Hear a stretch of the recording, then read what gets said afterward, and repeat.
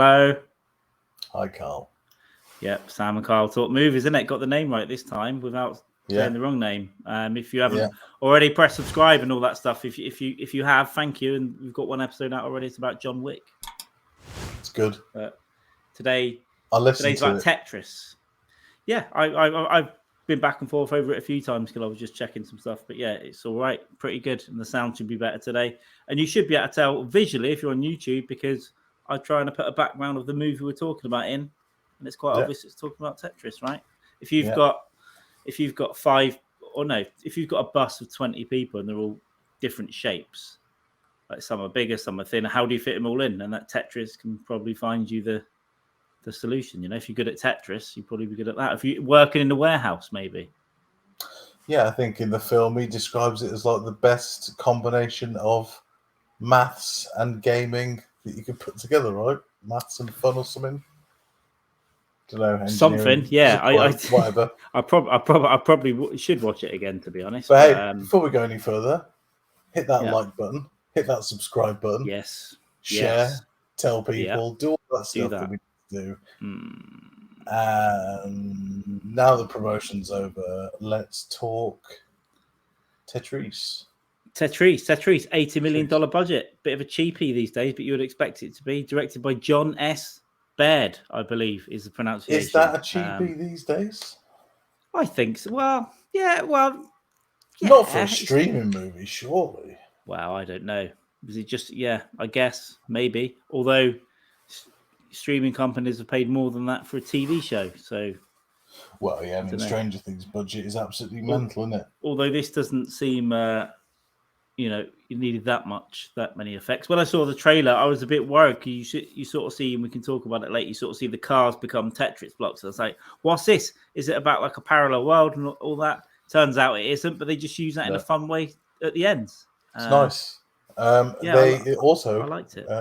John S. Baird, the guy that you're talking about, he directed Filth. There we go. That movie. Yeah. So, yeah, I do, and I haven't done what I should have done and clicked through people's IMDb's mainly because I've been sleeping in the last half an hour. But he's has been napping. Power nap, and I've got the energy for this though now. So looks like a youthful 41 right now after that power nap. Hollywood 40.5. But yeah, lots of interesting. What I liked about it as well, the movie is obviously about, not obviously, because I didn't read anything about it. It is about how Tetris came about in the late 80s, around about 88 and onwards. And it's quite nice. I liked when they introduced characters and scenes. They went to like a little Tetris 8-bit graphics thing, like Tokyo and Moscow and all that stuff. Levels as well. So like level 1, 2, 3, they did the whole thing. And I think for me, the great thing about this movie was that I had no idea about any of the story. Yeah. And what I will say is, had no idea that licensing the game rights could be as dramatic as this was. And it's a great story. Like it brings into the whole the Cold War thing, right? In the 80s. Russia also coming to the end of its communist kind of time as well, and everyone's kind of out for themselves.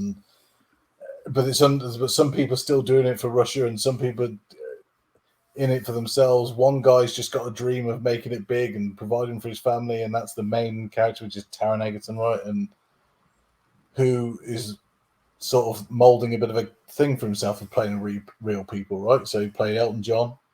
That's right. He did that TV series for Apple as well, where he played the prisoner, which is a real life character as well. Forgot what it was called, but very good. One of Ray Liotta's last performances. I can't remember. I'm aware. Eddie the Eagle as well. So, Eddie the Eagle. I haven't seen that one. I'm aware I've been slurping that coffee. I try not to do it as much. Disgusting. The characters. So the group of characters are basically software developers and designers. You got Alexei Pajitnov, the game designer. I think I've got that right, or maybe he was the guy. No, he was the guy that Runnylog. Maybe I don't know. We're messing this up. Henk Rogers was the Taron Egerton's name for Bulletproof Software. So you basically got someone trying to get rights. You got the little Toby Jones fella, Robert Stein, who's basically lying to people, saying, "Yeah, I've got the rights," and he's working with Robert Maxwell. I didn't know Robert Maxwell was going to be in this movie. Yeah, I mean, and his What son Kevin, another phenomenal, formidable character Maxwell was. I like the Maxwell family. They're an interesting bunch. didn't live much longer than after this. Am I right? Well, I think He was potentially Moss had him assassinated at sea not long after. Yeah, but what I did like about it throughout, you see the collapse of his empire as well as the Soviet Union. He's getting a big dot matrix printout, looking at the numbers, and he's just lying to people. What? Yeah, we can do Yeah, this. we can pay that. Yeah, well, Yeah, but he tries to get a deal with just royalties, doesn't he, for something like it's. So Tetris And he's could have saved Gorbachev's the friend, and Tetris could have saved the Maxwell Empire. You know, you might have got would away have with saved it. it. Would have saved it, unquestionably. But I think so. The difficult thing with this movie compared to John Wick that we were talking about before we came on, Yeah, it's a very intricate plot line, right? It's an intricate plot line, and but I think it's just a nice like stylized 80s movie. I had no idea. It's got like almost caricature bad guys like Russian intelligence officers involved. It makes it, yeah, like you said, super interesting. That all that would be involved in the licenses of the game that we all know. Yeah. The only connection to Russia I knew is that I had the little Moscow in the background. It's got like the Kremlin and the music, right? I'm like, oh, why is this Russian? I had no idea as a kid. So I think into it at all. The best way to describe the plot in a simple term is, what's the name of the guy? Hank Rogers, I think. Hank Rogers, right? So H-E-N-K. American Dutch fella. He lives in Japan with his missus. Yeah. They have a family. He has been trying to sell one game thing at an expo in Las Vegas, right?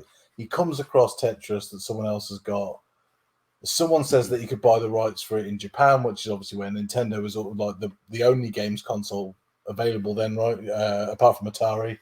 But it was massive, right? Nintendo. Yeah, I think the Atari console had gone, but they were making games, which comes into this later. Because the ET game killed the Atari console. It made it because they released it full of bugs, and there's a whole documentary about the ET game on Netflix where it's just all the cartridges was just sent to landfill, and it completely collapsed the console. But I think they were making games still, and that's where it gets complicated later, where they get the rights to Tetris, and that they start making the NES version, the NES version, and they don't have the right to have made it, so they would have ended up getting sued and all that stuff. Yeah. So from there, Hank goes to. He thinks he buys the rights off the Toby Jones character, right? The Stein, is it? Stein, yeah, Robert Stein, I think it is. Who has been doing deals with the Russians for these things because the guy who created it was Russian, but obviously because they're a communist country, they couldn't have the product or whatever. They banned it from all because it went around the government office thing, didn't it? So everyone was playing it. Nearly destroyed the communist country. One of the spies says at one point everyone was playing the game. And then he thinks he's got the rights. He goes to Japan to Nintendo, makes the game, and then all hell breaks loose. He doesn't have the rights, and that's where it becomes really intricate, really tricky, and there's a lot of moving parts. And I couldn't even even if I had notes, I probably couldn't describe it to you. Yeah, I've got a few notes. So I'm not going to be. Yeah, I'd suggest everyone just watch it and get involved. Yeah. One of my favorite parts was the reveal of the Game Boy in the lab. I love that. I don't know why they're just like the Game Boy. Yeah, he's programming it. He's programming like a beta version onto it so they can play it. That's another part, right? The birth of the Game Boy as well. Yeah, absolutely. Which because they were gonna release it with Super Mario, right? Originally. Well, so it's quote that he said, if you want to sell 200,000 to kids, package it with Mario. If you want to sell millions to everyone around the world, package it with Tetris. So like adults would buy it because it's an addictive little puzzle game. Yeah, and but yeah, I mean, I might as well. I think because we can't really go into the plot too much because it will give things away. And I don't think we should go into it too much. No. Like I made the odd note about that, but I just like how it's a fun. It's almost like a fun caper movie as well, with the the intelligence officers chasing people around, and it gets a bit wild towards the end. It's funny in bits, right? There's like it's serious. There's funny bits. There's a bit of action. It's basically one of those movies we were talking about in the episodes before, where they don't really make them anymore, but they seem to be coming back a little bit with streaming services. And they seem to be because Yeah. they can just put their money in something and they know everyone's going to watch it at home rather than go to the cinema, right? So we're getting a little bit back, and I think for me, like the performances were really good in this film. I thought Taron Egerton was very good. I thought he was a guy after watching Kingsman. He's going to kind of be in that. He's just going to be a guy that occasionally pops up in something English, but he seems to be, seems to be absolutely killing it. And who else is in the movie? Toby, what's the name? Who played Robert Maxwell? Oh, let me have a look here. I might have it down. Because he was very good, and his son Kevin was very good as well. But essentially, yeah, enjoyable movie, a bit of a throwback, and I don't know. It's a movie where it's not really one that like the whole family can sit down and watch, right? It's not like it's hard to explain what this movie is actually, in terms of like where the niche would go. Roger Allen was his name, but yeah, it is hard to explain. That's why this is a difficult podcast to know. I mean, we're 10 minutes in, and I'm sort of running out of stuff to say, but it's I like the music, and it starts with bits of the theme tune from Tetris and stuff, just like a new score of it, and I just had no idea. So it's obviously they made a few more things a little bit more dramatic, but yeah, I think vaguely it follows more or less what happened. I don't think that. Again, there's a bit at the end that's a bit complex where they're playing it off everyone in the same building. That probably didn't happen, but it's still unbelievable that you've got really like when they had to escape Russia in 10 minutes as well and stuff like that. Yeah, like, it's you all, got that like probably didn't high happen, up but Russian military commanders or whatever involved in a fucking in a fudging computer game. Yeah. Oh, you know, is that you first of all? So I did listen. 11 minutes in. I'm not mad at the first 11 minutes in. Don't worry about it. Trying to keep it clean. Trying to keep this a famally-friendly show. At least cleaner. The last episode one was at about 50 swears in. So apologies. Disgusting. To all. But what I think, like I say, it's hard to talk about this movie in the same way as John Wick, right? And it's hard to kind of. All I would say about this movie, and this is kind of where, if you're on the fence about watching it, watch it. Like it's I was on the fence about when I saw the trailer. I was like, I thought I'll probably watch it, but I was like, what's this? But when I think you said the other day, I'm watching this later. I was like, oh, it's out now. I'm watching it now, and I've told loads of people I know already. Like, if you're not thinking about it, watch it. Just watch it. It's just a lot of fun. I mean, when they land in Russia and they've got the bread lines and they're waiting for him at the airport, checking his passport and all that, and they're using cigarettes to hail the taxi. I forgot about all that stuff. Yeah, well, I was born at the end of the 80s, so I didn't really see all that kind of stuff in Russia. Like, I didn't know. Yeah, I remember when they got their first McDonald's was a big news story when I was a kid. Well, that must be in the early 90s, right? And like very, very soon after the wall came down. So, 91, somewhere around there, 1991. And I'm glad they didn't put David Hasselhoff in this movie because the Berlin Wall coming down and all the Eastern Bloc thing destroying it. But it's because David Hasselhoff ruins things, right? So it's good to see. That Hooked on a Feeling video is pretty good. I mean, for comic value, yeah. Great CGI. Is it? No, it's the worst. But it's pretty good. And then we've got a coding montage in there as well. It's phenomenal. Yeah, and also the coding stuff was real, just from my knowledge of these things. But yeah, very good to see that they actually made it look realistic and whatever. And it was obviously that's the other thing as well. That's the other level to it, right? Is that you see the Russian guy making the game. You see literally the whole breadth of it, and it goes back and forth a little bit because it has to as the main character finds things out. It doesn't actually do a flashback or anything, but it makes you realize, oh well, that happened before, and now that's a new drama, and they've got to deal with that, and they've got to pivot this way, and they've got to deal with that, and then there's another drama, and they've got to pivot that way. Then he gets to the Russian offices, and he's supposed to be just a tourist, but he starts negotiating for the deal. They find out that the Russians then have sold the rights to someone. They reword a contract. It's just Like, it's so intricately messy Yeah, and I mean, I crazy think we're jumping and into a frenetic. little bit of the detail, but I did the way when you get to that, that the Russian officers, I did love the way they did it. You just keep leaving the room, that where you're going, and Yeah, then right. he's just making secret deals everywhere and come back tomorrow 9 o'clock using the translator when they don't need to. And they're playing everyone, and there's one of the KGB guys is trying to get a deal for himself with Maxwell's, right? Yeah. So and the Maxwells are just hideous people in general. But at first, you kind of think, and they played it really well, right? Because you think of Robert Maxwell on the face things, because I didn't know much about. I knew Robert Maxwell, but I didn't know a lot about him, right? So when I first see those scenes, you think his son Kevin's the absolute shit, right? And I mean, he is an absolute shit, but it's like Robert Maxwell has this kind of, don't worry, I'm his friend, I'll sort it out. It's Well, he was friends with he was friends with the president. He was friends with Gorbachev, right? So he was like, he's loyal to me because I'm printing his memoir and all that stuff. But it turns out they weren't aware that the Soviet Union was collapsing, and that they didn't have a lot of they didn't care too much about who was printing their memoirs at that point.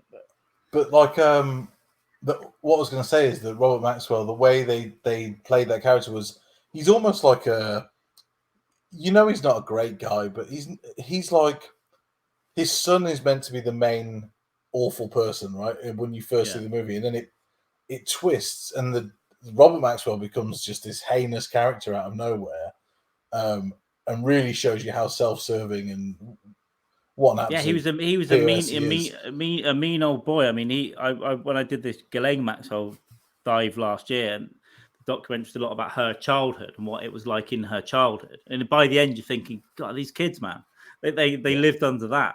And I worked. This isn't too much of an aside, but a few years ago, I used to have meetings in Oxford Brook Uni, and what I didn't realise was just opposite. There's a really big house. It's a big old.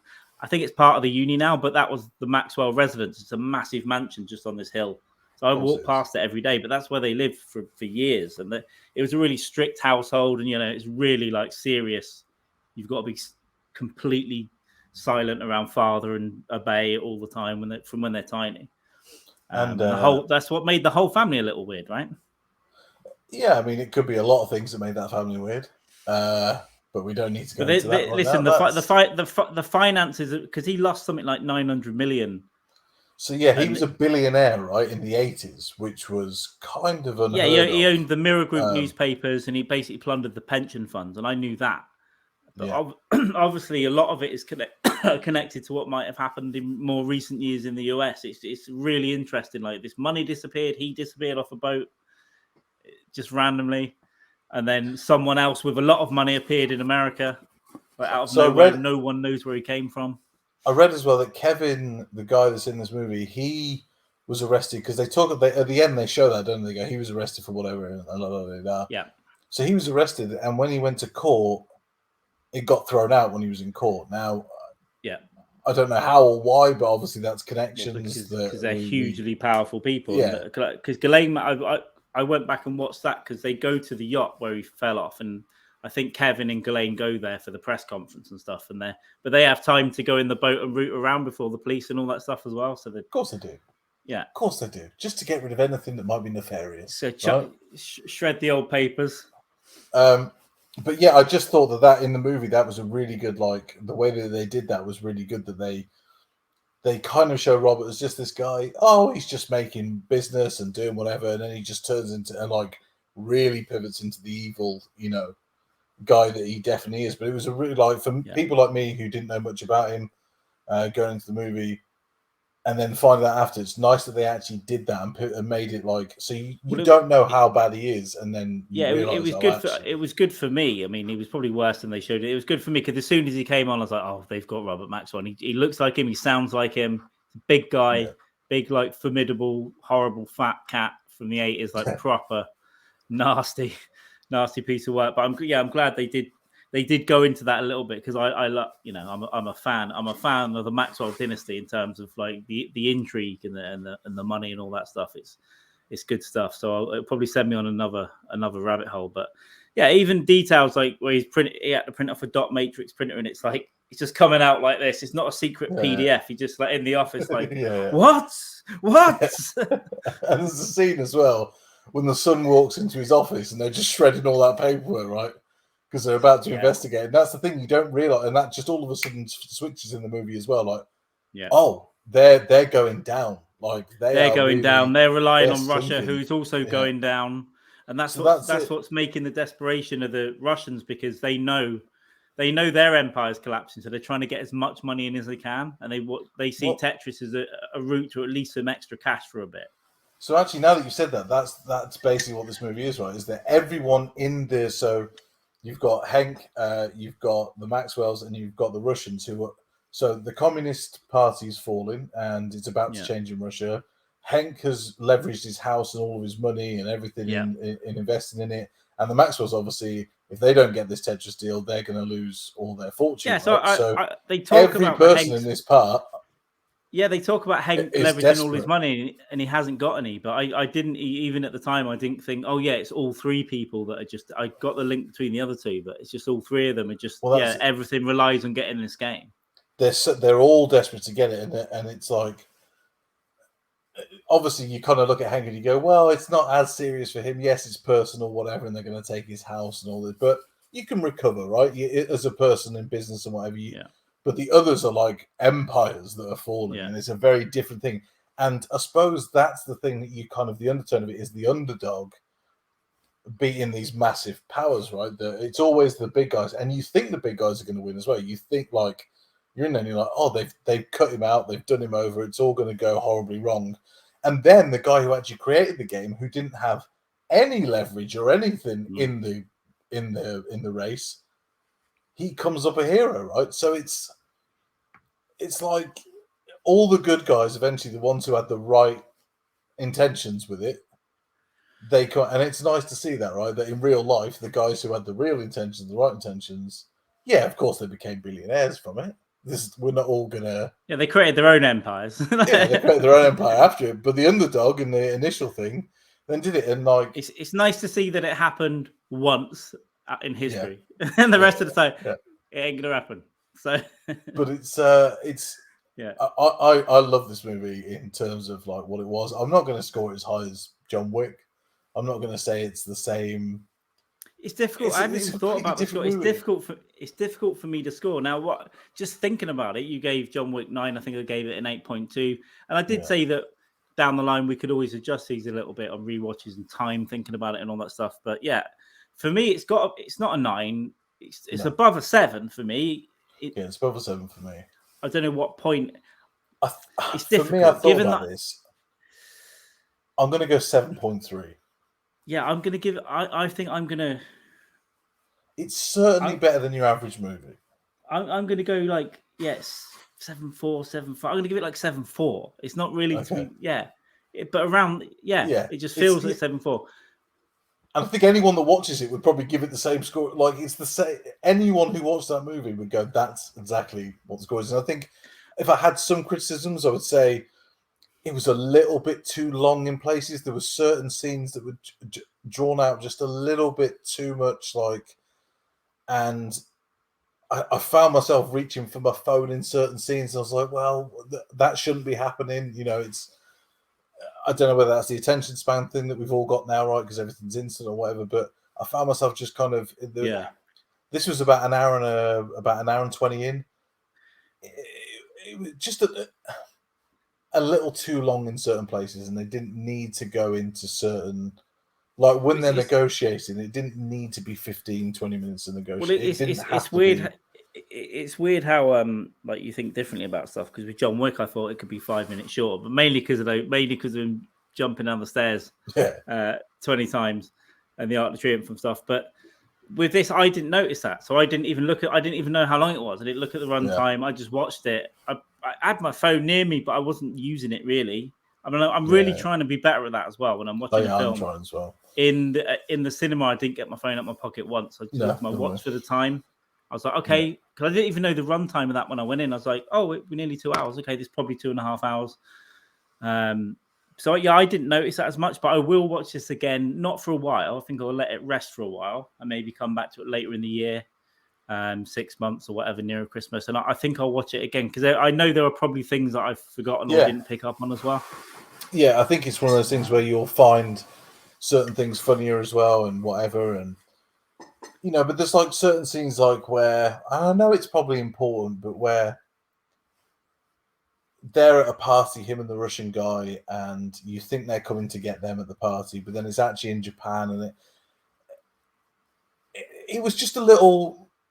Those little bits there were a little bit off for me, and that's why I can't go over an 8 and stuff like that. It was just little things that I thought, and like the American guys who were dealing with the Game Boy thing. All of a sudden, they were a big part of the plot, and they hadn't been for the first hour and 30 minutes, and it was just little things like that where they were all of a sudden interjected into the story. Well, I guess if it's about Hank or whatever, they don't need to be. I guess they become important near the end because that's when they're getting the deals done. I guess, or that's when they're having a meltdown about the deal. Like the rest, it's mainly about the Russians and Hank, isn't it? And then a bit of Nintendo and a bit of those other guys. But maybe they could have had a little scene or something with those guys, because obviously when he's in Russia, I didn't realize this, but if you make a call outside of Russia, because they had so few lines going out of Russia, it would take from what was it?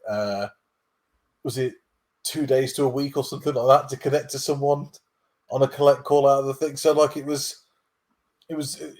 They would literally have people ring you back and tell you that you're going to get connected to the call in a minute. So it was, but like I would have liked to have seen a scene with those Game Boy guys where they were deliberating, like, well, why haven't we heard from him? Like, what's happening? I would have liked to have seen their stress out rather than just all of a sudden going, "We're not in business with you anymore." Yeah, maybe they shot that as well, but they just you cut bits out for whatever reason. Maybe they did do a bit more of that. You never know, but it's good. I don't know. I just like it, and we have to think about this score as well, because obviously we at the moment it's like we do a 10-point thing with whatever increments you want. But like it's almost impossible to get a 10. Our favorite ever movies would probably be close to it, like a 9 point something. Yeah. And then the worst movies in the world, some of which might have been made by Steven Skull, might be around about a 1. But then quality, but how much did we enjoy watching that secret sniper movie you did? That was brilliant. You had to disappear halfway through, but I give it points for entertainment though as well. Which movie was that again? It was the one where he was so overweight that he had to get a stunt. Oh yeah. No, and he spent the whole movie laid down because he was a sniper. You see, and there was a point where he was on a balcony in a lawn chair, and you're like, hang on, he was either sat down or laid down.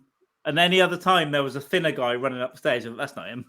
No, that's definitely not him. He's 100 pounds lighter than him. And I don't, obviously filming locations are swapped around, but it was so blatantly just outside of LA and not in Iraq or Afghanistan where it's supposed to be. Going into Seagal and Russia, right? So Seagal was a Russian citizen. Yeah. And I believe they rescinded that citizenship because Putin distanced himself from Seagal. Now, what have you done for Putin to be like, I can't be associated with this guy? What have you done as a person for Putin to say, I'm out? This is not for me. It's... Well, the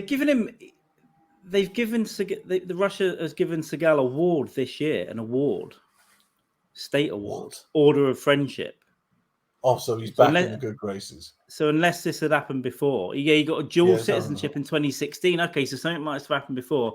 But this will be now political stuff, won't it? They're probably just like how we've got your man, and we're going to make him our friend.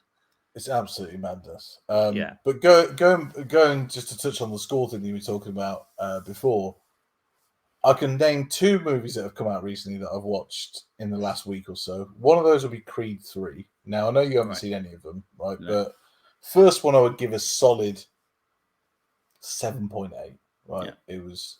Yeah, I heard it was a pretty well-made... Shot well, story was good, like it was heartfelt in moments, and it had that feeling of Rocky with the underdog thing still. Like you knew it was going to happen the same way, but you kind of suspended that belief. The second one, good Lord, I would say a 5, right?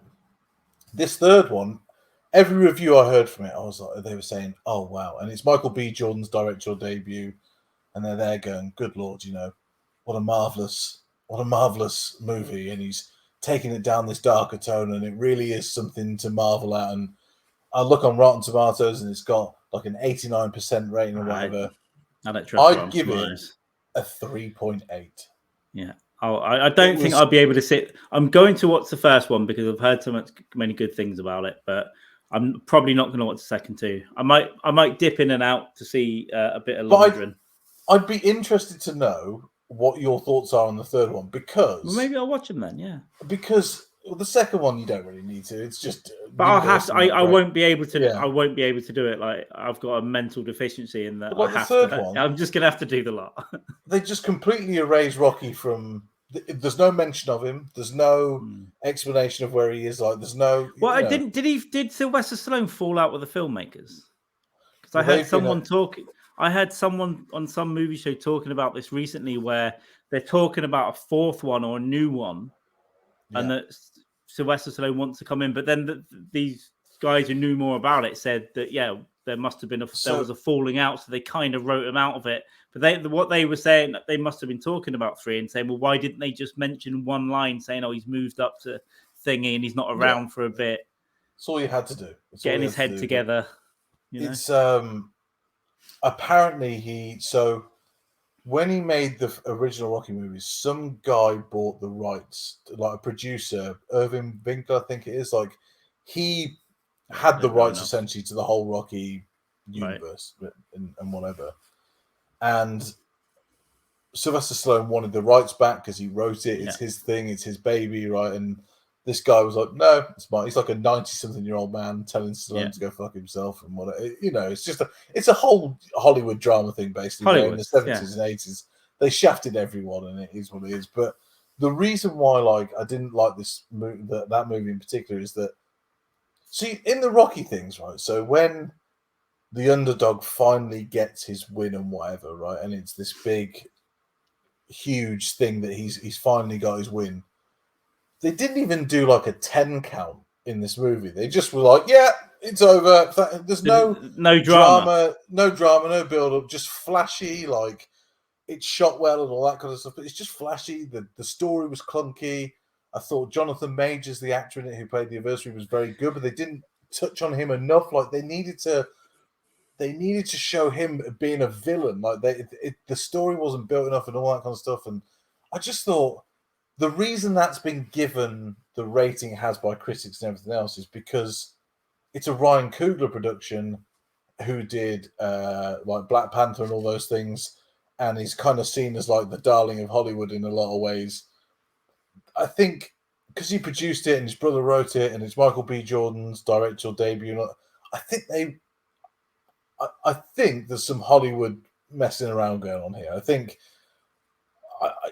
think people might be afraid to say it's crap because of some reason or another. I don't really know. I don't know whether it's because they feel like it might be on PC or it might be whatever, or crap it on people who are trying to make some sort of business outside of the Hollywood norm and all this kind of I get it,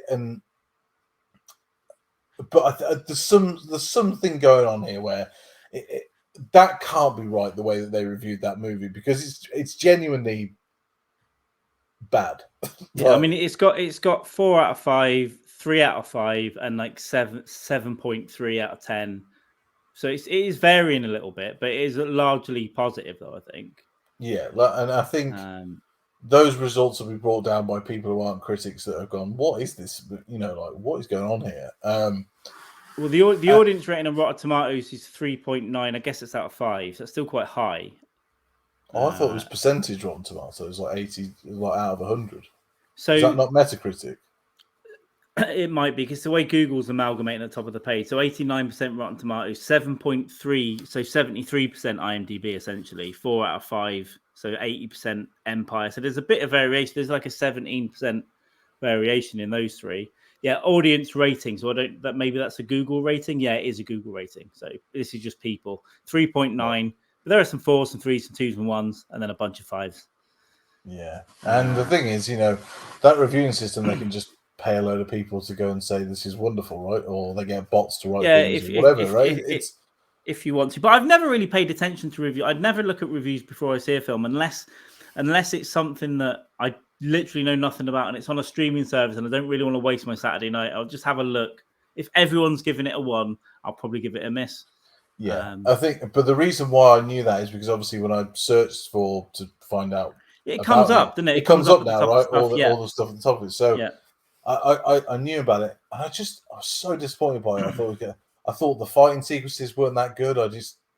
It's all been played out. It's all been done before. It doesn't. We don't It's tough, need. and maybe it'll be interesting to see what happened behind the scenes. Maybe that information's out there because sometimes, obviously, people have got involved. Like whether it's studio or another producer or someone. If it's Michael B. Jordan's directorial thing, I guarantee there'll be 10 people poking their nose in, going, Probably, "This is what we want more of. We want more of this. It's a We huge want to studio make it look movie, like." right? Yeah, And to they give don't take someone that kind risks. of budget on their first movie is He'll have people kind of unheard of. up his bum every day. Like, what's going on? What's going on? What's looking up here? What's going on? Use this kind of camera lens. It'd be all over the place. That's what Hollywood movies are almost, it's such a complicated thing, and it's almost impossible to get a film made anyway. And if you you're probably going to have a load of bees buzzing around. It almost makes me want, with every movie that they do, to have a studio cut and a director's cut, right? Because I'd always really like to see how the director envisioned the story going and how the studio thought we would have it, as a palatable thing. But obviously that takes money and time and whatever. And when Zack Snyder did the remake, the re-edit of Justice League, that cost them another $50 million or something, right? It was a lot. It was a lot of money, and it was it's stupid amount of money. I mean, we talked about at the time. It's a better movie for it, but why wouldn't? I mean, it drives me insane that obviously, if you're giving someone hundreds of $1 million, you should probably go, you should probably, I don't know, have some kind of say, I guess, but not really getting in the mix of it. But then again, you could get rogue directors. You could get someone who's taking all of your money, and you can see that they're making a mess of it. Maybe sometimes you're right as well, so it is complicated. Yeah, I mean that's the thing, isn't it? There's obviously been so many bombs in Hollywood that the people investing in the Batgirl movie that they filmed and then they just put it in the bin. They go, no one's ever seeing this. Which movie's that? They made a Batgirl movie recently. Oh, the whole thing. Yeah, and they just put it in the cupboard and went, "Nah, we're not putting this out." I mean, how bad is that? How bad is that if they just shelved it? Surely that's on the studio though, because surely they're getting things every day. And I mean, they literally have things called dailies, right? They have dailies, which is where nowadays they used to get ships off and all. Now it's just an email every day or in a cloud or whatnot. So someone at the studio's got to be sat there going, "Yeah, happy with that." Also, there must be a producer on set the whole time. There has to be somebody. All kinds of people. Yeah, but they're from the studio. That's what I mean. It's not just here's the director, here's the script writer, make a movie. It's like the whole studio there going. You don't a lot of actors say it as well. They don't always know when they're making a good film as well. They can feel like they are, but when you see it, it's like, this is completely different than I thought it'd be.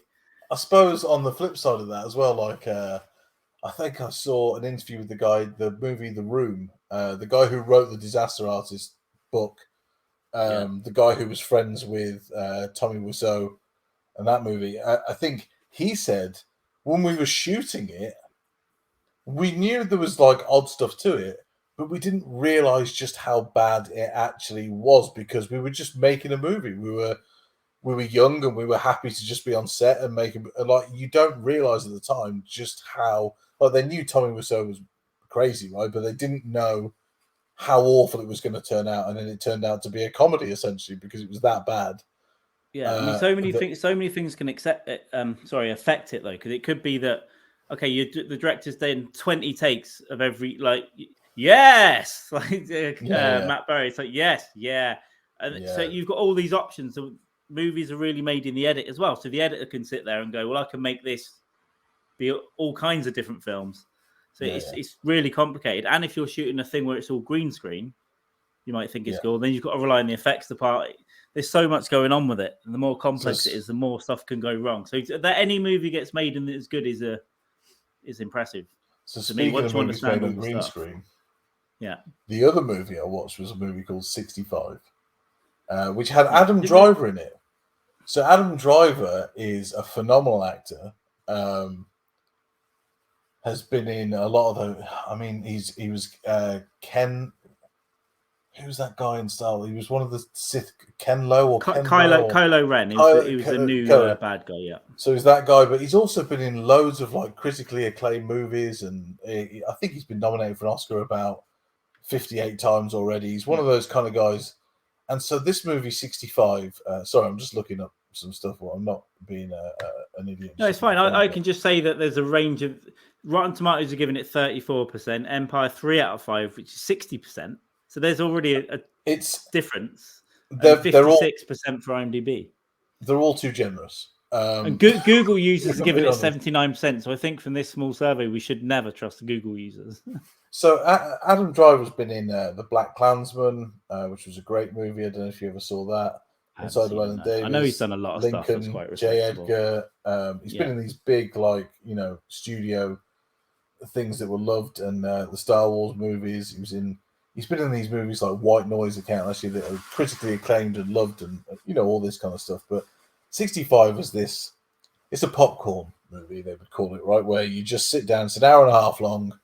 And let me tell you, for the last 50 minutes of that hour and a half, I was like, when's this gonna end? And it's him and a girl. They crash land. He thinks he's the only survivor. Originally, I thought it was that they went through a wormhole and went back into prehistoric time. It turns out they were just on another planet. Spoiler alert. Yeah. No one cares. It's terrible. No one's going to watch it. And it was a horrible, horrible movie. It was a paint by numbers. Adam Driver was good in it. I can't say, oh, he was terrible. Plenty. There's a ton of movies like that where the actor's really, really, really good, but it's just a bad script or badly made, a bad director, a bad something. The CGI was good. The effects were good. The green screen thing, it was good. Like it was a well made movie. What was it? The script then, or what? The script was terrible. Yeah. The pacing was awful. Like the crash land happens in the first 5 minutes. He doesn't really even have to find his feet. Then they have to go 15 kilometers, right? So what? 8 miles or whatever it is, 8-9 miles. Yeah. You could walk that in a day, right? They have to go through this turmoil. It's just. I can't even tell you really what happened because not a lot happened, and then stuff did happen, and it all leads to this end scene. Yeah. Who cares, right? It doesn't sound good. It's not. As I said, on the whole, like I said, the variation between 30% and 60% is a lot, but it sounds like we're leaning towards 30%. All I'm going to say that is, I'd still rate that higher than Creed. Creed 3, I'd still better than Creed. Well, maybe we should go on and leave a Google review saying still better than Creed 3. Still better than Creed 3. It's just, honestly, like, it was so bad, and I was like, I was looking at my watch, like, good Lord, like, when is this going to end? And it's just one of those movies where I can't even put my finger on why it was so bad, but it was just bad. I've never walked out the cinema at a movie, and I've never, I would say never, but I very rarely switch a film off, even if it's bad. Yeah. But I've been doing it a little bit more recently. I can't remember what, so there's no good examples there. So maybe there's no point in me saying that. But yeah, there's a couple of times now where I put something on and I just think, you know what? I'm not spending 2 hours of my Saturday watching this when you're 10 minutes in. Very rarely, but it does happen once in a while. I normally stick out anything. I didn't turn it off just because I thought something might pique my interest. Yeah, there's going to be a big twist. It's going to be this amazing piece of theatre. And in fact, if they hadn't have made it, I'd have loved that. If it just been Doom at the end of it, what if they just got the cast together and put out a poster and they put it on Amazon or whatever, and you press play and it just went, we didn't make it, and it ended? That would have been a better product, right? I can't go into the plot line too much, but there's one part of the plot that it's like a big part of the plot, like emotionally a big part of the plot, and they kind of just do it for 5 minutes, which is mad, right? It's like, if it's a big part of the plot and the reason why he's where he is and whatever, like, they just don't explain it and they don't go into it. It's just bad script, bad everything. I think, again, that might be editing, right? They might go, right, we want a 90-minute popcorn movie. We don't want a guy's sci-fi masterpiece out there or whatever. We just want this to be Adam Driver shooting dinosaurs. How they could mess it up, I don't know, but they did. And it just wasn't. Yeah, good. maybe I did see a trailer. I've seen a trailer of something with dinosaurs that I didn't I just thought, oh no, it might have even been this trailer. Let me look at some images here. Yeah, not a good something. movie, but yeah, no. I saw the trailer. No, I saw the trailer, and I in my head, I felt in my bones it'd be bad. I can give you an example of something I turned off recently. Yeah, and I was excited to watch this movie due to the trailer. The Winnie the Pooh horror one, right? Blood and Honey or whatever. I want to watch that. Don't. Well, you're influencing me. That's the problem, though, isn't it? Like, in fact, watch it and tell me when you give up. All right. And we'll see if it marries up to kind of. I can sit through some bad stuff, but I was looking forward to that for about a year because the poster looked great. I like the idea. I love the idea of them making messed up children's stories. Awful. I mean, like, damn it. I mean, embarrassing. Not even like deliberately bad, so it's funny. No, just bad. Like bad. And I turned that off after 30 minutes, maybe 25 minutes. I just couldn't bear it anymore. And that was about 2 weeks ago, and I was like, good Lord, what am I doing? I can't waste my life watching this absolute, you only get so many hours on this earth, and I'm not going to waste it watching Blood and Honey. The masks were awful, the effects were awful, the acting was just dire. What is this? Now, this is one of the ones that I like. So this is Velocipasta. So the plot line, Pastor, right? So the plot line is a priest that turns into a dinosaur. You'll find out why. Yeah. It's great. So that's the poster, right? It looks quite cool. Yeah. Yeah. Let me show you what the Velociraptor that can't looks be a like. real scene on the right hand side for that. No. It is. No. Look at the difference. No. That can't. Yeah, I promise you, it's from the film. Why are they ninjas? You'll have to watch it. But I'll tell you what. It's one of the. It's really funny, like all the way through. It's just it's ridiculous. It's ridiculous. But is it meant to be, or is it? Yeah, it's one of those things that's made to be ridiculous, and they're even making a sequel. Okay, well, if it's meant to be, that's fine, right? If it's it's a schlocky Z movie basically, right? Yeah, not even a B movie. A Z movie. It's just the worst possible thing, but done on purpose, I think. But it's but yeah, it just made me laugh when I finally saw it. I was like, Jesus. I don't know whether I can. I'll give it a go, but I don't know whether I can devote my entire time to that. It's kind of got some mystical stuff, like Mortal Kombat kind of thing. It's got some mystical stuff going on, and there's a priest and a disease, and he's a dinosaur now, and it's a bit American Werewolf in London-y. Well, okay, I'll give it a whirl, but I after seeing that, I'm. Well, I think it's still. You'll probably like it more than Creed 3, 65. Yeah, but that's because I'd like anything more than Creed, apart from Taken 3. So basically, don't make third movies. Essentially, it never goes well, apart from John Wick 3. Unless it's just an action-driven. Everyone dies. Don't bother. It's not worth it. But third movie is a difficult one. I'm sure there are some good ones over the years, but on the whole, by the third, it does fall off. There's something about the third album, the third film. The third Hangover was dreadful. I've never watched The Hangover. Carl, there's nothing. I hate comedy movies like that. What? But I've never liked comedy movies. Like the other guys with Will Ferrell and Mark Wahlberg. You've never seen that? Hang on. Whether the cops. I've seen the Russell Crowe one. The Nice Guys. That's the Nice Guys. That's a great movie. So I don't hate comedy movies. On the whole, I'm not really drawn to them. But yeah, I've heard bad things about The Hangover 2 and 3. I feel like my time has passed to watch.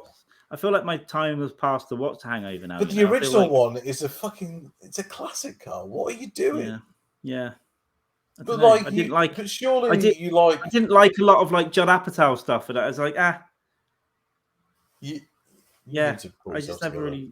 But it doesn't mean I won't like them. It just means I'll leave them 20 years after they've been out, and then I'll sit down. You don't watch like Will Ferrell movies and stuff and think they're like Anchorman. I saw a couple. Yeah, I saw Anchorman. I saw a couple of those, but I didn't sit down and watch every one that came out. Right, you need to put it together. Yeah, I think I think what you're doing now is the comedian thing of, hey, comedy movies aren't my bag because I know No, I just how never really liked him. I liked him when I was young. I liked I just can't even think of any now, but I liked him. I liked funnier movies in the 90s, but I just felt for a while they weren't making good ones or ones that I wanted to watch. But I did hear good stuff about The Hangover. It's just one of those ones that for 15 years or however long it's been, I was like, yeah, I'll watch it. I'll watch it later. there hasn't been a good comedy movie in years. I think they're kind of dead at this point. I kind of like, well, I like The Nice Guy, so I guess it's kind of like, it's kind But of a comedy caper, right? A comedy caper or comedic, like. That to me was a very 80s style movie, though, like a Midnight Run, or like it's funny, but there's a serious overtone to it and whatever. So it was a very 80s, early 90s kind of style movie, The Nice Guys. It's probably why it didn't like set the world on fire, right? People didn't rush out to see it, but it was a great movie. It was like I really like it. I went to the cinema and I've seen it again since as well. But it's when you get like there's a family coming together and there's this big event and then it's going to get wacky. There's something about that. I'm like, oh, even if it's going to be good, it's just like, oh. Yeah, I mean, no, that's different. I've got no defense. That's different, but I think like Anchorman and stuff like that, they're just great movies. They're really funny. Yeah, like, didn't they do a Johnny Cash one? Oh, Walk the Line. Walk the Line. Yeah, they did Walk Hard or something like that. Walk Hard, yeah. Walk Hard, like that, yeah. Which it was okay. I didn't love that movie. Some people did. It just didn't hit me in the balls and say this is fucking hilarious. It's opinions, isn't it? I'll probably sit down and watch a bunch of those ones that I missed. I still remember the trailers coming on TV for a lot of that stuff. Yeah. Which I'm thinking, I'll probably watch it, but for whatever reason. When was the last time you saw a trailer on TV for a movie? I mean, I'm 10 years ago? when they were coming out. Yeah, but what I'm saying is you don't see them anymore, do you? Like I don't watch TV. I don't watch like regular TV. So it's nowadays it's all like Oral-B toothbrushes and Yeah, I don't. I literally watch streaming services, a lot of YouTube, whatever website I've got on the TV over there. Do you know what I miss? Outside of that, I mean, do you know what I miss? Cinema now. Do you remember when you used to get a VHS and they would have all the adverts before watching a movie? Like I used to watch them. Like I used to want to know because obviously, like we said in the episode before, things didn't come out for a year, maybe 2 years after. Trailers, trailers, articles. When stuff like Jurassic Park and Batman movies in the 90s were coming out, I would wait for the trailer. I would literally go, there might be a trailer in this thing for this new movie, and I would love it. Sometimes I'd record it and watch it back. Now I don't care because I can watch any trailer anytime. Oh no, yeah, I still like it, but I don't get anywhere near as excited. Sometimes I'll make it full screen or put it on the telly or put the lights down, and I'll really I'm watching this trailer and getting excited. But that's like 2 or 3 every couple of years. Get me doing that now. Going back to the trailer thing as well, they can make a really bad movie look great, right? And that's another thing as well. One reason why I don't want to watch a lot of trailers now is because even if it's an okay or a good movie, if they do the thing where they put all the good bits in the trailer, or so much of it that you can see the whole plot. Yeah. You're like, and you can be clever. You can make it think that that's the plot. And when you get into, oh no, this is different. So I don't mind that. But on the whole, I'm not watching as many trailers. I'll get excited about the Flash or whatever. I was watching the Star Wars ones before they were coming out, but and then they end up doing 5 or 6 trailers. And when if you've watched all 5 or 6 trailers, often you've seen so much of the film. I don't want to know enough. I'd rather be surprised. Yeah. It's like Tetris. You watched the trailer, right? I didn't watch the trailer. I just kind of saw it and I was like, I'm going to watch it and see what it's like. It came on. I didn't watch it on purpose even. It came on something, or it was on Twitter, or it was on a YouTube advert. It just came on and I was like, what? Yeah. What's this? I didn't even look into it. I was like, oh, there's a Tetris film? That's weird. But yeah, I like now. I used to love seeing the trailers for things and doing whatever, because back when I watched Van Damme movies basically exclusively in the early 90s, it would be another Van Damme movie that was coming out the next year, right? You would see the trailers for the things that you liked, and it was all aimed at that kind of stuff. And like now, like you say, it's all there. But like Tetris, going back to it, I didn't know anything about it. I didn't know anything about the story. And what I will say is, I've been playing Tetris online for the last 2 days since I watched the movie. Yeah, I haven't yet, but I might have a game later this week. It's way more addictive than you remember. 500 million copies sold, it said at the end of the movie, ever since it came out. Probably one of the most successful games of all time, right? It's bringing it back. Tetris. That's the other thing you forget is how good that game really is. It seems so basic, and like nowadays we've obviously got. Yeah, but all the best games. Obviously, I had a lot of 80s games and stuff, but all the best games were they were about the gameplay, and you had a bit of graphics to see what was going on. Yeah. It was about the gameplay and how difficult they were. I mean, some games now are good in a lot of ways. Some just look brilliant, but actually they're really easy to play. Yeah. I love what games have become. They're basically like movies, and at some point we're probably going to have helmets on, and you're not going to eat for 3 days. Yeah, nearly there. Yeah, and exactly everything's going to be like that. But I do like, beep beep beep beep, or Tetris or Pong or whatever it's called. Yeah. There was a game called Saboteur I had when I was a tiny child. That when I got an iPhone years ago, I got an emulator for this machine on it, and I found this game online when you could get hacked stuff on the App Store. Yeah. And I played this non-stop at a job while I was getting paid. Just a crappy little thing. You'd have a yellow bit and a blue bit and a boat that just went bob bob bob, and then you got out and had a ninja star. You'd have to get dogs and But one of the best playable games in the world. So I love all those old school games as well. There's there's multiple generations of people that just think, should we get movie cutscenes now? That's just what a game is. Yeah, I think, but harping onto the movies, games thing, Super Mario Brothers we should be watching this week. And what a coincidence they've come out at the same week. We've got Tetris and Super Mario Brothers. So I believe both had high charting singles with the theme tunes in the 90s. Tetris was definitely out. Oh, really? Yep. Like the mid-90s had, I think Mario and I think Tetris both had a very high charting single for the theme tune. That's mental. Yeah. Mental, because you wouldn't. I'll try and dig them out and send them to you. I'm pretty sure it was Mario and Tetris, and now they've got movies the same week completely. Obviously, it's not Bob Hoskins. No. Was that the original Super Mario? Yeah, and I read a couple of things about it the other day. Because I don't think I ever watched it. I watched it when I was younger. I don't remember much. It was Dennis Hopper was. I remember the poster.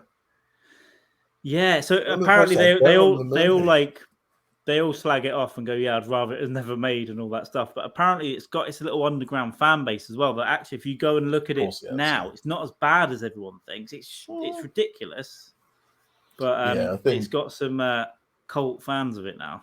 There's always that, though, isn't there? There's always some people who loved it at a moment in time and thought this is one of the best. Like the Street Fighter movie. Yeah, dreadful, right? But it's kind of watchable. If I had nothing to do and it was around, I might watch it. And like the original Mortal Kombat movie, dreadful, but I really liked it when I was a kid. And that I forgot about. And when I looked yesterday, it was highly successful. It made a lot of money. It made like. Do you remember a movie called Double Dragon? Yes. Dreadful. Like I saw it on TV recently. And all I remember is like when I was a kid, there was a guy that cracked his knuckles who was like the bad guy. Well, I played the game Double Dragon. That was the game, right? Double Dragon. Yeah, the game was great. But these movies now they must have a niche somewhere. Whatever, they were great at the time, but now I mean they look awful. But the new Mortal Kombat's infinitely better than the old Mortal Kombat. But I didn't watch the movie, but Well, it's hard. It's also harder now. Back then in the 90s, video game, we hadn't got to the point where they were all terrible yet. They were new. Like Mario Brothers, Mortal Kombat, it was a new idea. Street Fighter, it was a new idea. Then it went, every game movie that you made was going to be terrible. Yeah. And then they'd come out with stuff like Hitman. And when they were lining up for that, they're going, this is it. This is a game changer. And that was a shocker. Didn't think that was as bad as people made out. That movie. Well, maybe I need to go back and watch it as well. But I Didn't- remember it. I remember everyone being excited and like, oh. Didn't love it, but it was just, if you take it as like a little action movie, that it's okay. You know, it's like, it is what it is. It's never going to be an espionage classic or anything like that because they just made it badly. But they did Max Payne, Mark Wahlberg as well.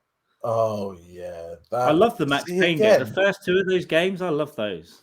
But again, didn't hate the movie, but didn't love it either. I did watch it. I think I'd got to the point was when I'm not getting off my sofa to watch. If it's on ITV, I'll watch it. You know, like it's one of those things where if it's on, I'll put it on. You know, it is what it is. But what's the? Here's a question then. What's the greatest movie from a video game? I'm gonna forget. I haven't seen Sonic the Hedgehog, by the way. It's up there. Well, Tetris has to be up there for a start. It's not one that you think of like a fighter game, or something. But Tetris has got to be up there. Let me caveat that. Okay, not Tetris. And not a movie about how it started, but about right. Okay, so if it is a film about the Tetris blocks or something, right? Yeah. Well, I like Street Fighter for reasons, just because Van Damme's in it and it was chaos and he was on coke the whole time and all the rest of it. My lawyers tell me to say allegedly, but there's a lot of stories from that set. Well, I mean, Van Damme must have been off his tits, right? Absolute chaos to make. That's a tough one. I'm probably forgetting a big one. I mean, the newer Mortal Kombat, it's not amazing, but it was pretty good. It's a pretty good attempt at a video game movie. I've got to say, I like some of the stuff they did in there. Yeah, the new one I thought was pretty good. Yeah, I'm going to be forgetting a major one, aren't I? That's what it is. The one that I was going to say was Resident Evil. Okay, which wasn't great. Well, they made like 20 of those or something in the end, didn't they? But I enjoy. I never watched the series, but I think it's a good movie. There aren't many good ones though. They did 2 Tomb Raider movies with Angelina Jolie. Again, and then they did a new Tomb Raider about 6-7 years ago. Awful. A bit longer? No, I think that was like 3 or 4 years ago. I think think it's that long ago because it was that bad. I watched it and didn't hate it as much as I hate. I don't know. Pick most gay movies, right? But they weren't good. Did you ever see Need for Speed? No. Aaron, what's his name from Aaron Paul from Breaking Bad? Yeah. This was his first big movie outside of Breaking Bad. And let me tell you, it's not good. It's not good. But for pure just entertainment Saturday afternoon, it's fine. It's a fine movie. I'll give it a go. There's so many. There's stuff that I forgot, like Prince of Persia with Jake Gyllenhaal. Dreadful. I mean, at the Angry Birds movie. Doom. Do you remember Doom? Yeah, it was Doom. So they did a Silent Hill. They did World of Warcraft, which was absolutely shocking. Warcraft. Yeah. Absolutely shockingly bad. I got dragged to the cinema to see that. The Warcraft movie? Yeah. Why? Because someone I was mates with was really into World of Warcraft, and he goes, "We've got to go and see this." And I didn't know much about it. It was one of the worst things in the world. There's a lot of Resident Evils in their list, and some of the sequels are coming up higher, like Resident Evil Retribution from 2012, 23. I watched the recent one that's like a standalone out of them, called Welcome to Raccoon City, and it's literally, it sticks to the first game. Like this is what we're going to do. There's a lot of them. It's not that bad. There's a lot of them in the top. in the top 20, 30, there's like 4 or 5 Resident Evils. Yeah, but there's one called Welcome to Raccoon City, which isn't Mila Jovovich or any of that. It's not the cinema universe thing they did. It is literally just based on the first game. Let's go. Let's tell that story. There's one at number 49. It's got 3%. Street Fighter: The Legend of Chun-Li, which now I remember they made, which has got absolutely hammered. 2009. I guess it's a spin-off / sequel. What? The Legend of Chun-Li, 3%. I don't know what that's. Well, Rotten Tomatoes it'd be. If you're getting 3% on Rotten Tomatoes, you've got to be bad. But I'd go as far to say there hasn't ever been a good adaptation. They did a sequel to Mortal Kombat as well, Mortal Kombat Annihilation. I remember that now. Yeah, awful. If I remember. Didn't they also do a TV show? I remember it being a thing, but I never saw it. Never saw it. Because I think Mortal Kombat Conquest TV series 1998 and Mortal Kombat TV series 2021. Wait, what? 2021? 2021 with Jackie Cheng, Kylie Wyatt, Savannah Schroeder. Okay, I might have to give that a whirl. Oh, hang on. No, I think this might be a spoof. That might be a spoof of it. Oh. Yeah, that's like okay. I was going to say, I didn't hear anything about that. Maybe they made some animated ones as well. But yeah, the Resident Evil stuff, like the Resident Evil stuff, I could go back and that's a series I could go back and put one on once in a while. I won't binge them, but once in a while I might sling one on. So they also tried to make a TV show of that last year, which had Lance Reddick in it. We talked about him on the last episode. Let me tell you, didn't get renewed for a second series.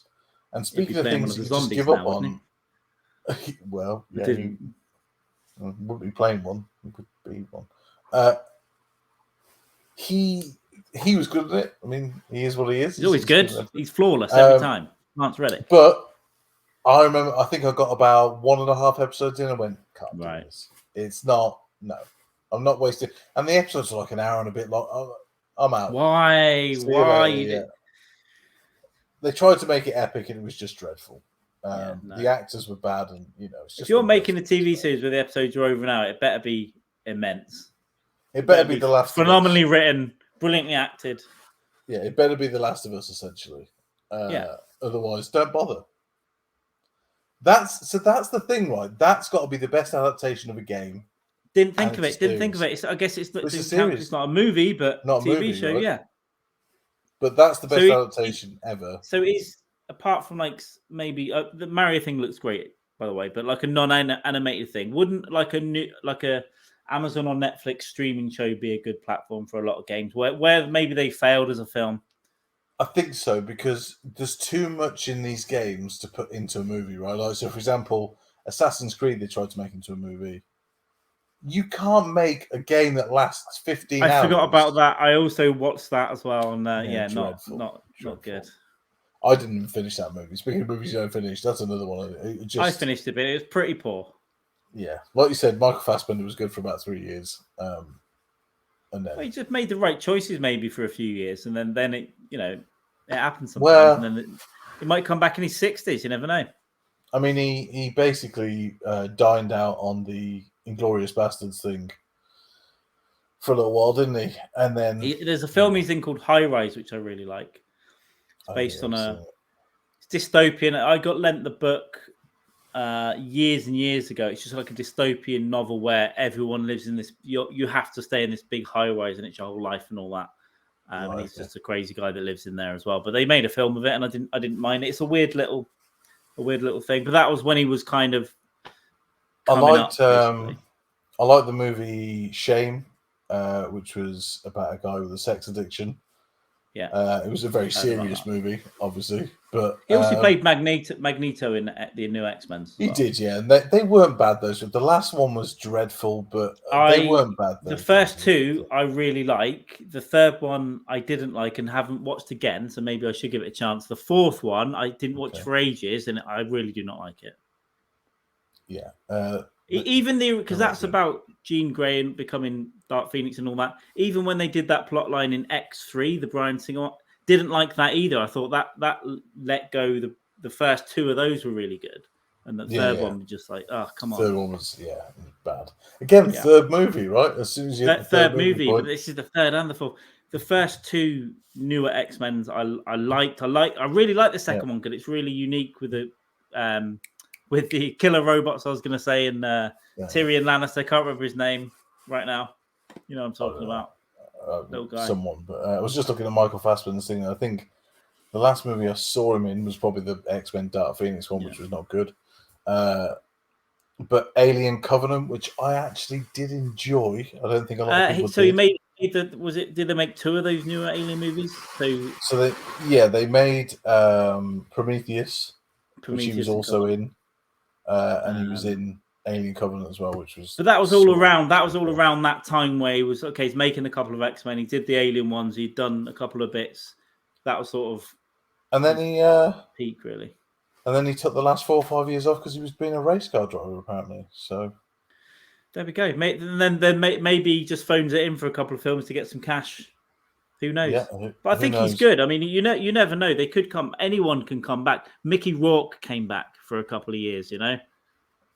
Yeah, that's true. He did. Mickey Rourke after The Wrestler, back. Which great movie. I mean, Sin City and The Wrestler, right? Yeah, it's not really a great. He's just still good in Sin City. It's a good movie. They kind of made him cool again, I guess. Anyone else make The Wrestler and all that, but at least he came back for a bit and made some good stuff. Now he looks insane, right? Yeah, haven't seen him. He looked insane 5 years ago when I last saw him. Oh, he looks even more like it's. He is insane. He went insane in the early 90s. We know he's insane.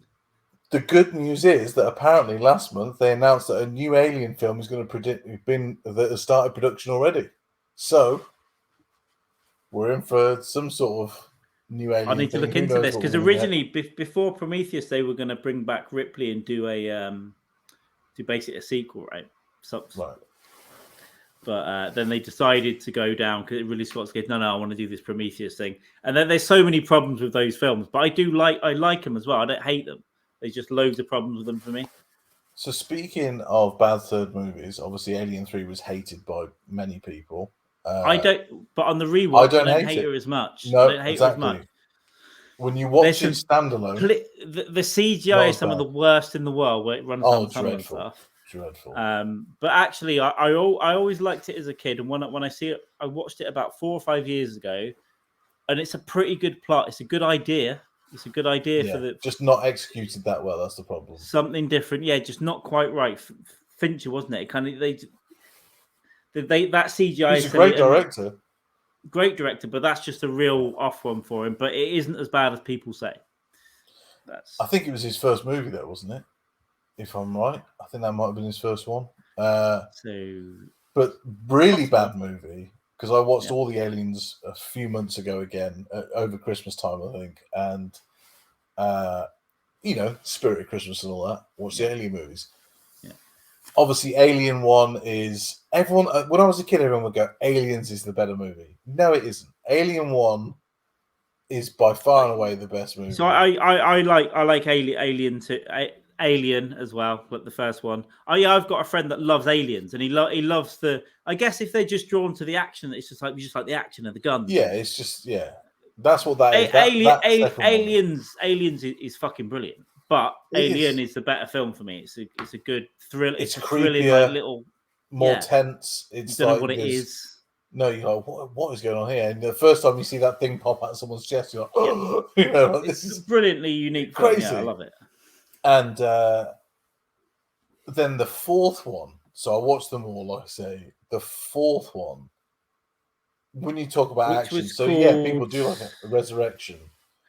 Yeah, and it was genuinely. I mean, so I saw this at the cinema, right? Oh, poor. We were drinking. I think we all fell asleep in the film and woke up at the end credits. So we had to watch it later. We even left a friend asleep in there, and it all got locked up when he was in there and everything. We thought that'd be funny, and then so I saw it a few years later, and I watched it. I watched them all again. 4 or 5 years ago, I watched the 4, basically the quadrilogy, right? There are parts of it that I don't mind of that film, but I think it's just scenes. It might just be individual scenes. That's what that film was, though. Just scenes. It wasn't. It was. but It wasn't a thing put together. It was just. It's by far the worst one. Yeah. And Prometheus got a lot of hate, but I enjoyed that movie. I know you don't. I go back and forth, and I liked it. No, I do like it. I do like it, and I like it more than I like Covenant, actually. But I still like them both overall. I kind of see it almost as one film, really, as well. It's kind of like the following on, right? So, but there are parts of cover Prometheus and stuff where I'm just like hitting. They're scientists on an alien planet, and this weird little plant's going to start. Why don't I just grab it? Why don't I just grab it? See what happens. You wouldn't do that. Silly. You wouldn't do that in Brazil. You wouldn't do it in Borneo, let alone on an alien planet. AAA Planet 2.0. Especially when we've moved forward as a race so much that we can explore. Yeah, everywhere. You just grab this thing that lets off spores. Like great, nothing can go wrong.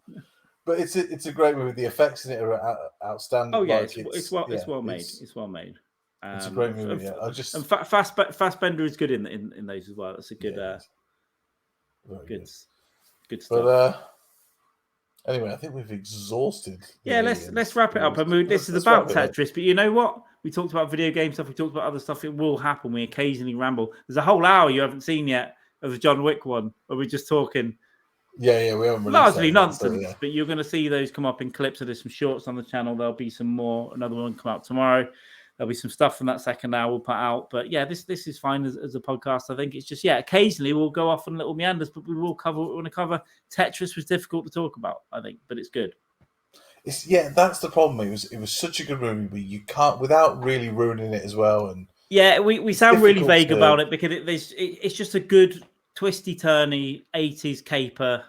Great performances. Great story. Just characters are great. It's well directed, well paced. Little things like you say in there, like the thing that I liked is like the next level that it went up to, and just those little additions of things in there make it a really different kind of movie. And great movie. 7.3, I think 7.4. 7.4. So we'll have to start making a little note of this so we can go back to it. But I'd give it a thumbs up and tell everyone that's in any doubt. Just give it a go. You'll probably like it. Don't watch Creed 3. So I haven't seen it, but I will, from this day forth, always say it's the worst film ever made. Apart from Winnie the Pooh, Blood and Honey. Which I do want to give a chance, but Sam has just set me a challenge of how quickly I'll give it. But so we got some good episodes. We're already planning plenty of episodes for you. We're going to try and watch new movies all the time, classic movies. If you've made it this far, well done. Give us a subscribe, big red button, like, share, comment, all that stuff. If you're watching it back on the premiere, be in the live chat. One of us will be in there. I'll be in there whenever this comes out on Monday. These movies we talk about as well. Like today's Monday, the 10th of April, then, isn't it? As far as you're concerned. So yeah.